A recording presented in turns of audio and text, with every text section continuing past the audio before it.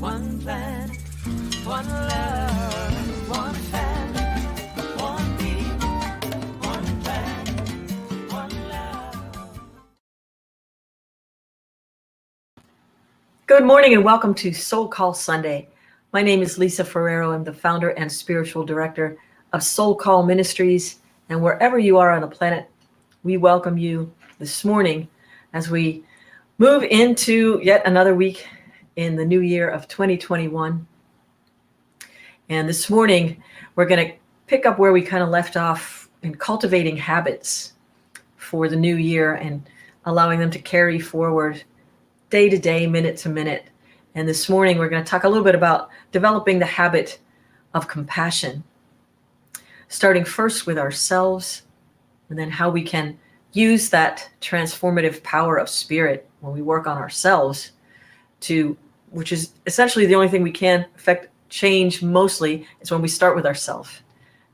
Then it spills out into the world outside, as within, so without. And, Gandhi used to say, be the change you wish to see in the world. And I just like to take that a step further with be the person you want to meet on the street in the world. Become that citizen, that global citizen, and watch how many others you attract to yourself. I think about 10 years ago and how many more people I know now than I did then. And it's hard to imagine my life now without those people.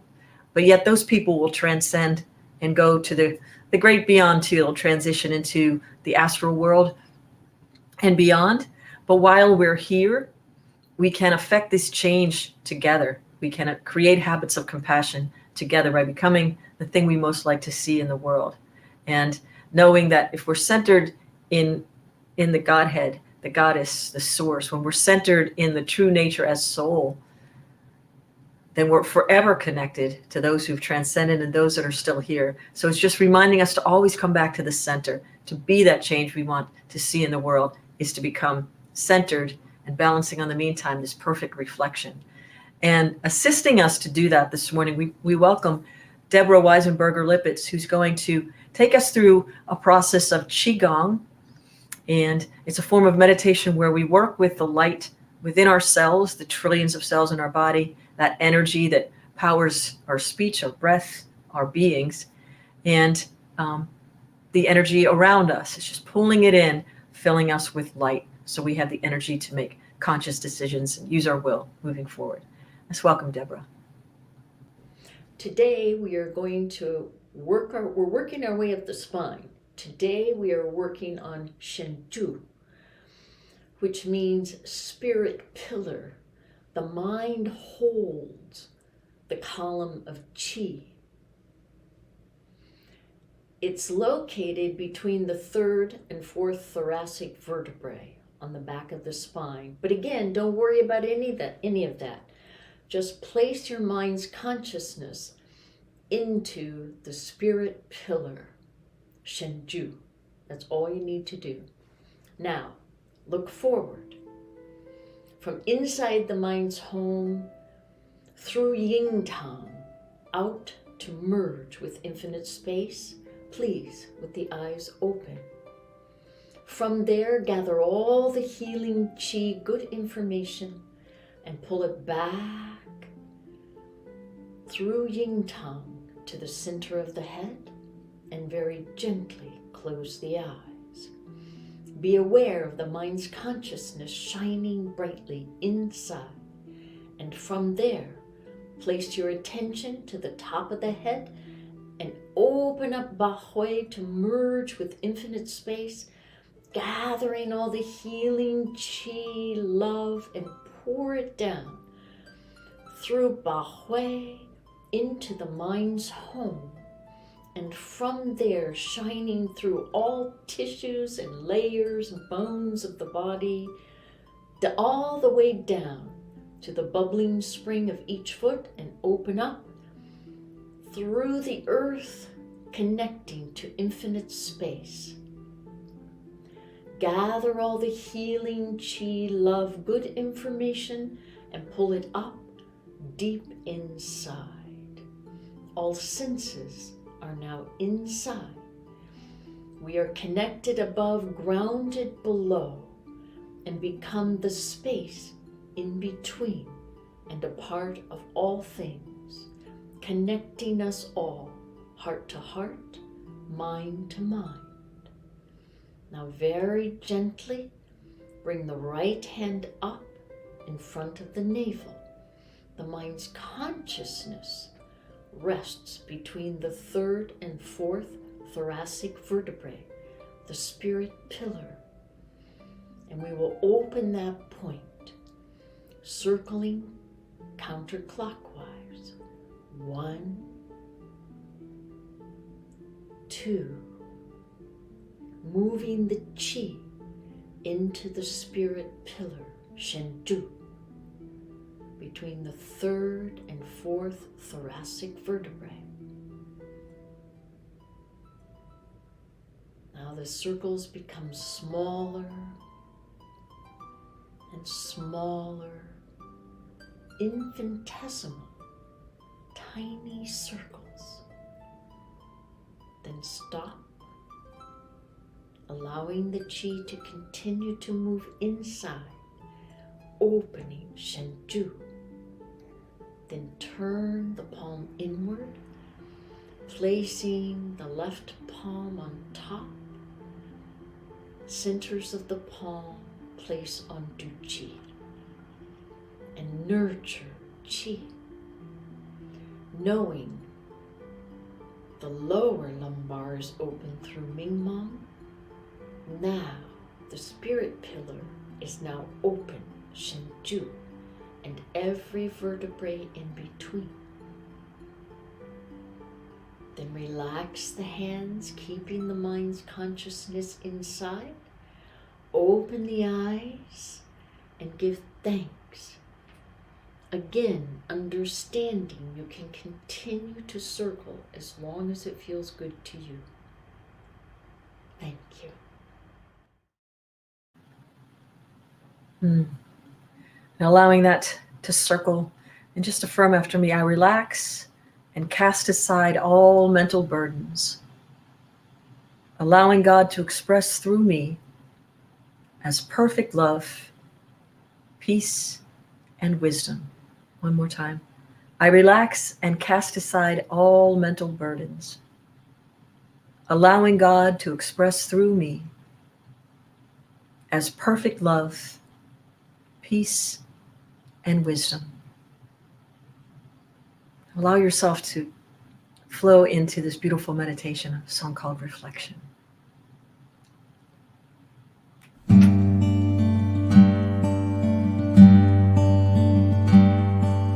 I am just a thread, a simple thread in this glorious web of life. We are all just drops within a stream flowing towards an ocean of light.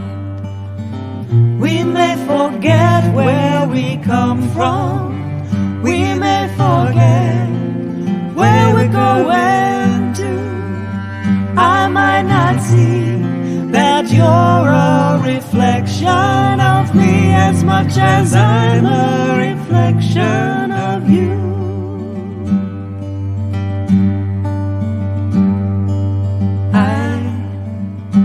Just a seed, a blessed seed with eternity unfolding in me. And I pray that as I grow, I will reveal the love that illuminates my soul. When I remember where we come from, when I remember where we're going to, then I can see that you're a reflection of me as much as I'm a reflection of you.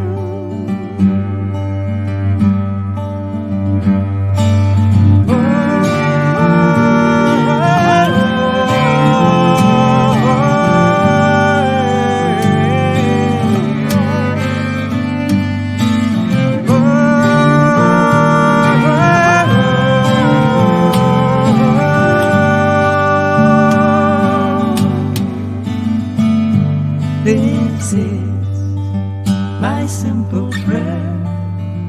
May I become a reflection of the infinite one. This is my simple prayer. May I become a reflection of the infinite one. This is May I tap into the vast intelligence that spins an elaborate symphony from the breathless encounter of two cells. Two cells becoming 4, becoming 8, becoming 16, 32, 64, becoming spine, heart, lungs, fingernails, and eyelashes. I welcome the effortlessness of gravity, the power of the connection between a raindrop and thirsty ground, a mother and her newborn child. May I know my true north and navigate with the certainty of wild geese, the confidence of salmon returning home.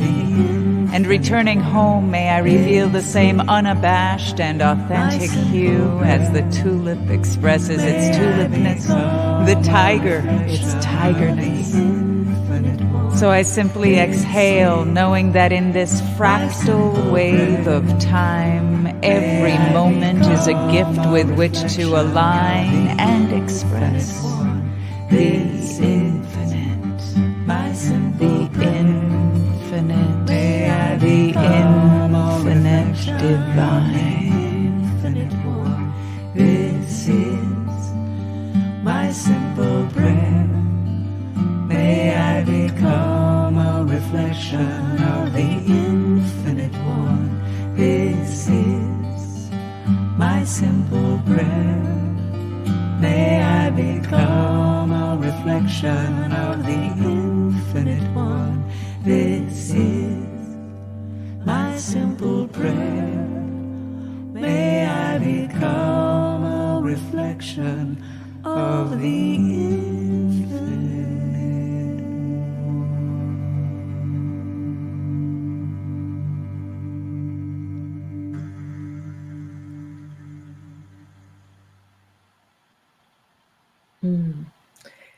This is my simple prayer.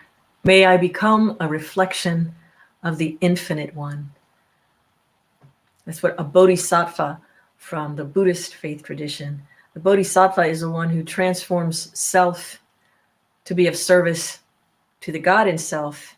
By transforming the self, you're in service to the God in self, which in turn, just by your presence in the world, helps to transform others.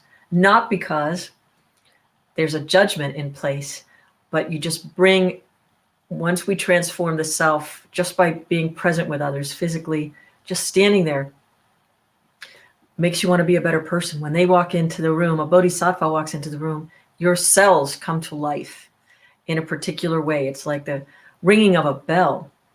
You can't unring a bell, they say. And that's it. Once we're awakened, we can just walk in and help others to be attuned to a higher vibration. The bodhisattva, may I become a reflection of the infinite one. And just in that divine alignment, it's that opportunity for compassion.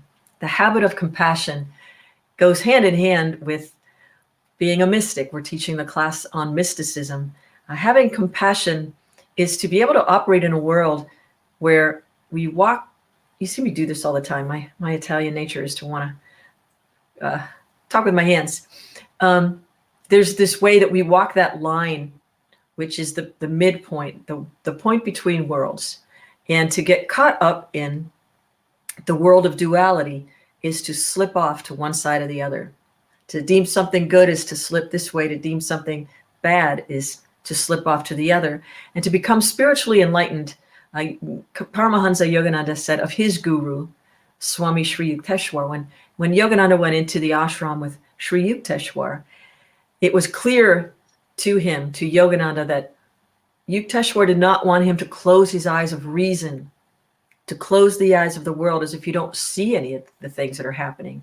But what he said to Yogananda was, no, you will keep your eyes of reason open, but I will also help you open your eye of intuition, that eye of consciousness, that is the all-seeing one, that has more to do with not intellect, but wisdom. And being able to see with wisdom-guided seeing, wisdom-guided sight. To be a true seer is to see it all as a divine outplay of the infinite creator's consciousness. And to do what is ours to do in the moment. The book of the Tao says, the wise one, she sits at the center and waits. You don't see them always in action. It's the one who sits at the center and waits. And sitting at the center and waiting intimates the idea of meditation. Meditation, to turn off the world. Like we need to kind of turn off the television sometimes right now. It keeps things stirred up, you know. And when we keep things stirred up, it's like always things are always hot and boiling over. Keeping it hot and boiling over. It's easier to remove a pot from the stove once we turn the heat down a little bit, maybe grab some pot holders or let it cool down. Like I liken it to allow things to cool down and settle. You could actually see what's happening, but when it's blowing up, it's hard to take it in, even with our eyes of reason and our wisdom eye open. So it's kind of like pulling out a pan of lasagna, you know. When it comes out of the oven, it's really hot, and they ask you chefs will tell you to just let it set for a minute or 20. So when you go to cut into it, it doesn't all run together and you can't even get one good slice out. You know, the whole thing just spills out from the bottom. So allow things to cool down. Using our eyes of reason matched with wisdom is to allow the heart, love, to cool things off and to be the person you want to be, that perfect reflection, that bodhisattva, the one who sits at the center and waits, and to have compassion for others along the way, to be the one who can see and have compassion for all the victims in a situation, not just the ones who had pain inflicted on them by someone else, but to also have compassion for that one who's inflicting the pain on others. They're suffering in a different kind of way. Otherwise, they wouldn't be wanting to offer more pain and suffering on others. You know, so to be able to have compassion for the one that seems to not deserve it, that's where the perfect reflection, that bodhisattva spirit, that compassionate one, the one who has been compassionate with self and can have compassion with others. It says, you know, anyone can love someone who loves them, but to offer love to someone who is just not kind, that's where the spiritual work is, you know, and we don't pretend to do it. It comes from this transformation inside, by being kind to ourselves and allowing that to spill out on others. You know, for many years, I've had compassion as a Steelers fan. I've had compassion for the Cleveland Browns fans because we beat them all the time. I mean, decades now. I'm not talking just a couple years. It's been decades. And back in 2002, they could have beaten us for the playoffs, you know. So here we are. Just last week, the Browns finally beat the Steelers. So now I have compassion for the Steelers fans. But, you know, I'm not going to say so far I'm excited for the Browns. I can't say that and still have friends in Pittsburgh. But what I will say is I have compassion, joy for the winners, compassion for the losers of that game. But it's how we play this game of life that matters, right? And how we play the game of football or soccer or softball. It's how we play on the field to learn more about ourselves in relationship to others who are also the spark of the infinite, even when they don't look like they are. So it's kind of this game of who we associate with. I remember when I was a kid, on our refrigerator, my mother had this thing, you might have heard me mention it before, it was the Teen Creed. And it was up there in the midst of all of the other photographs and things. Our refrigerator was covered. I don't even know what color it was. It was covered with photographs and clippings and all kinds of things. That's the way it was. But this Teen Creed, there were two things that I remember most out of all of them. One was, choose only a date who would make a good mate.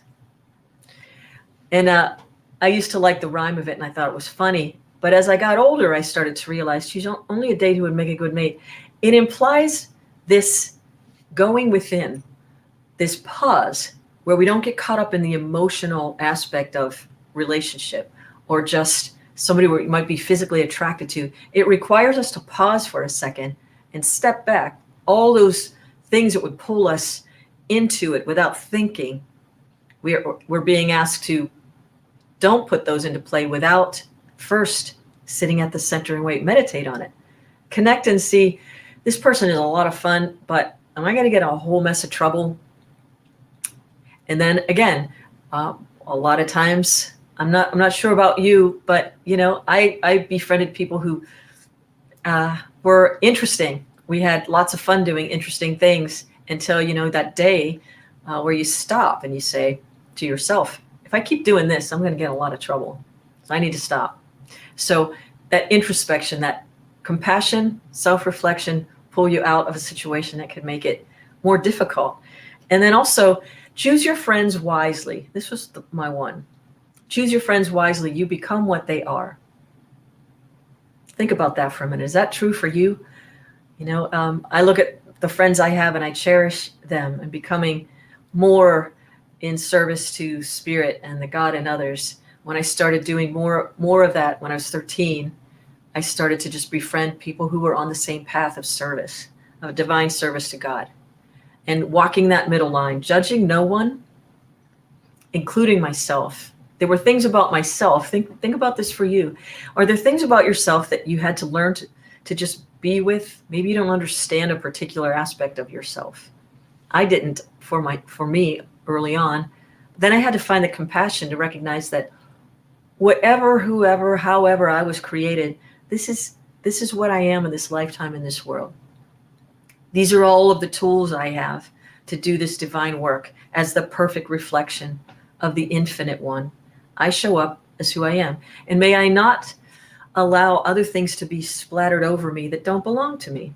Other people's projections and judgments. I know who I am. I know what I serve. And that's the other powerful prayer. And being compassionate with others, having compassion for others, is keeping that centered nature the focus. I've said this many times, but it's kind of it's my ongoing theme for life. It's God first, then me. And then I say then you, but it's to then the thing that I'm in service to. I'm always in service to God.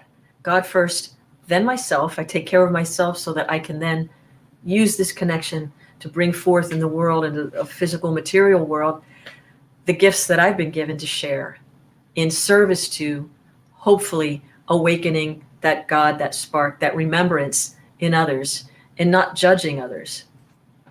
Some years ago now, it was the entire month of September, I did a tour of the state correctional facilities of Pennsylvania with 3 bandmates. And we performed music in the state of Pennsylvania at that time. This is a while ago now. There were close to 30 correctional facilities. And it became apparent to me, I cast judgment on no one. I didn't know what some of the lesser, I think what do they have? The rates of, I'm sorry, I can't remember what it's called now, but maximum security prisons. And then there were the others that weren't maximum security. The maximum ones, you kind of had an idea what happened with those people. But I just remember, I just wanted them to feel something of true love outside of a physical sense when I was there. And I would be in the car after we'd be driving. We'd get in the car after these performances and drive to the next one. And I was almost in tears almost every single time, because I felt such compassion for what could have led some people to do some of the things they did.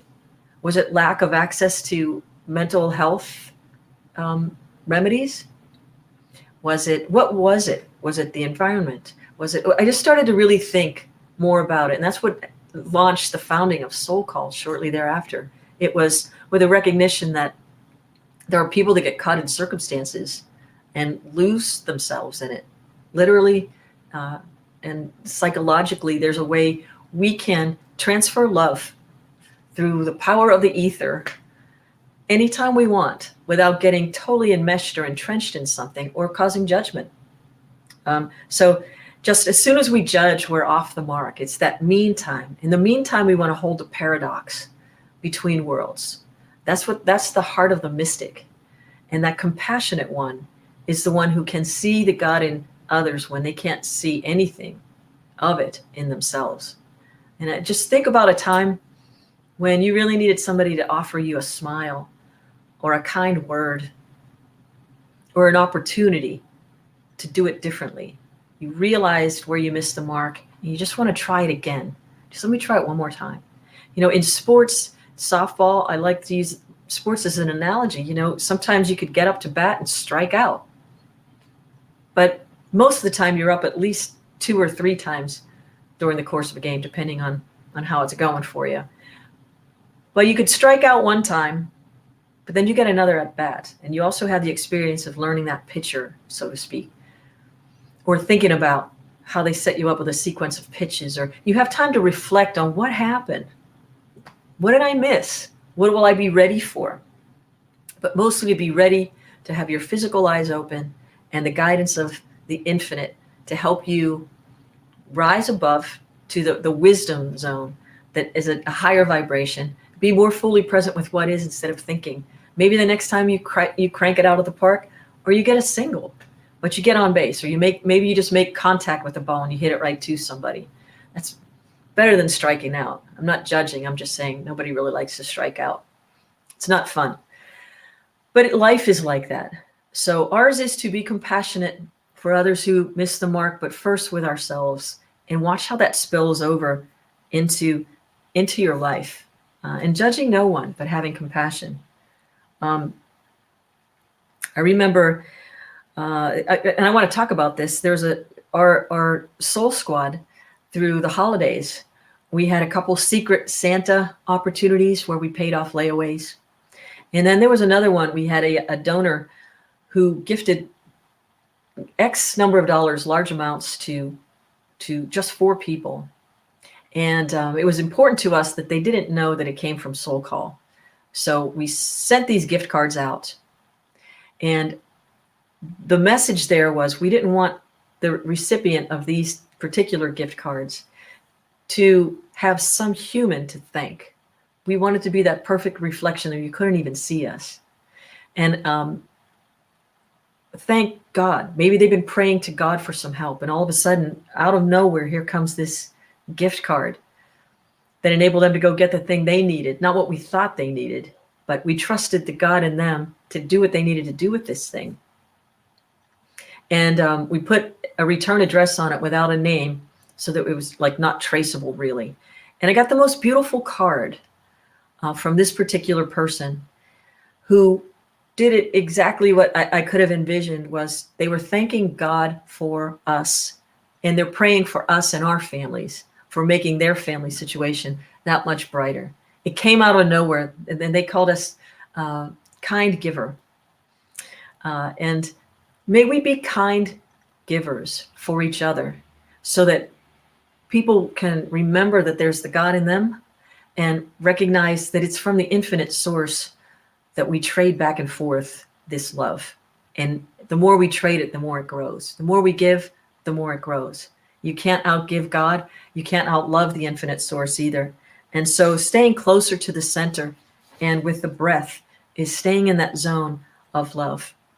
And, this week, practicing some breathing exercises to keep fear out, just inhaling and holding and exhaling the fear of whatever it is that's getting you a little bit, as my friend says, whipped up this week, and see the world you want to see and project out love. Send it out in all directions to all those who are suffering, people who are challenged right now and are acting out. Send out love to calm it. It's like, let the lasagna settle down a little bit, and we can all enjoy a beautiful meal nourished by life itself together.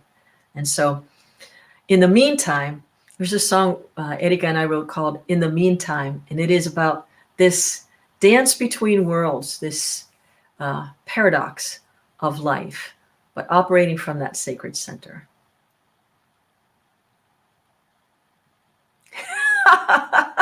Yes.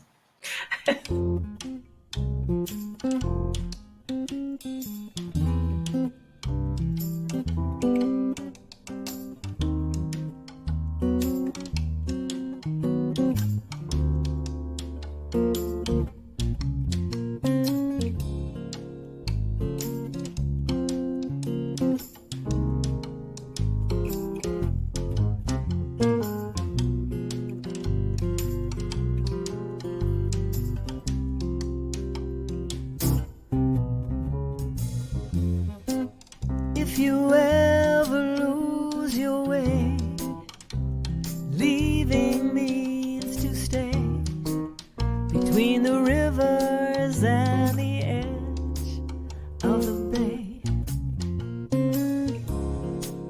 Breathing out draws you deeper within. In the meantime, you'll begin to find your way. Everything one could ever know, holding on means letting go. Never lonely, ever alone, filled with the emptiness of silent perfume,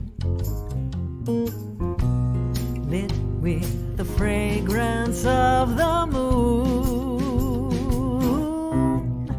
In the meantime, I will move through you. In the meantime, I will be the stillness, the stillness.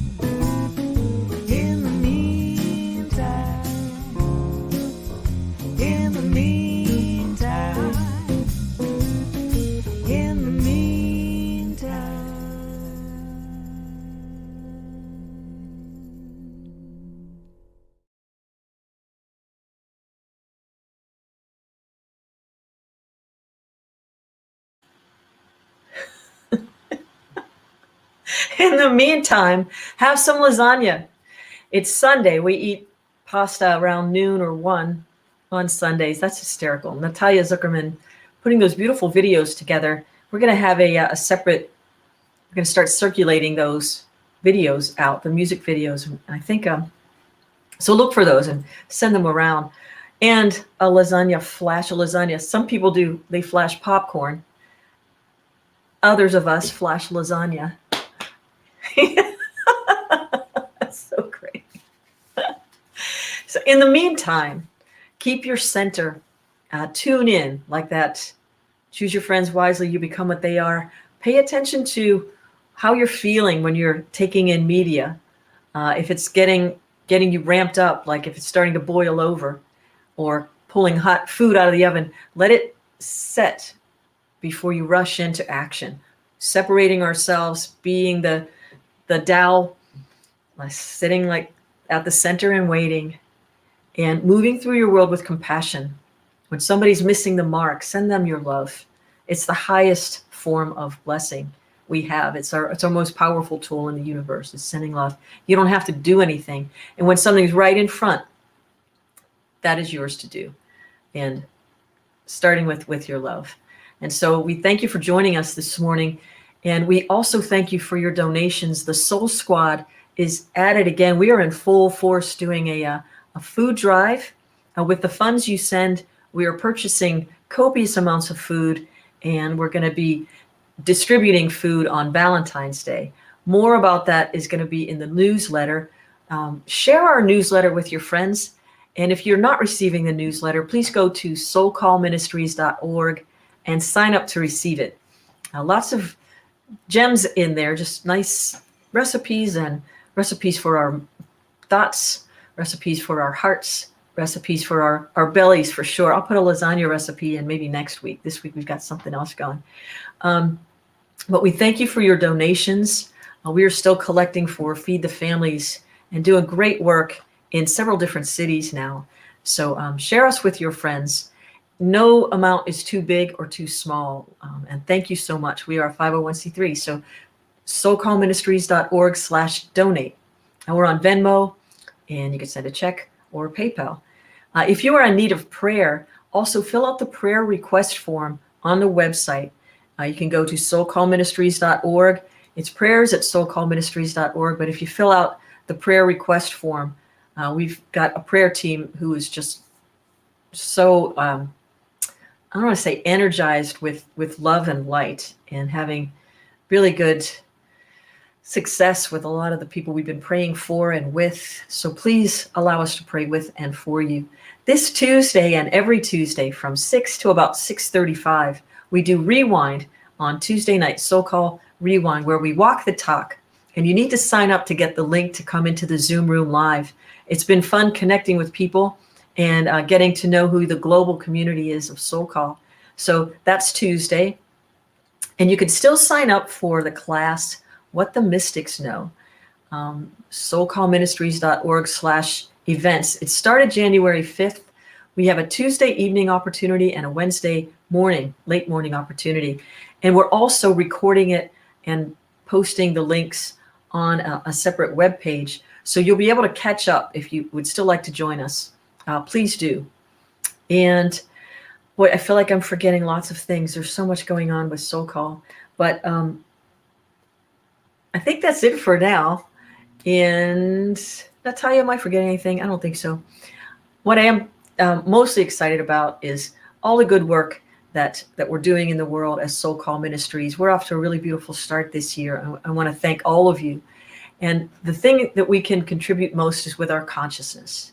So keeping your meditation practice, even if it's 5 minutes at some point during the day, keep yourself in alignment with God, keeping your eyes of reason open and your eye of intuition and wisdom in service to the one. God first, then me, then the world. And what a world we can create. One enlightened soul, one conscious global citizen at a time. So thank you so much for joining us. And remember, wherever you are loved. Peace and blessings.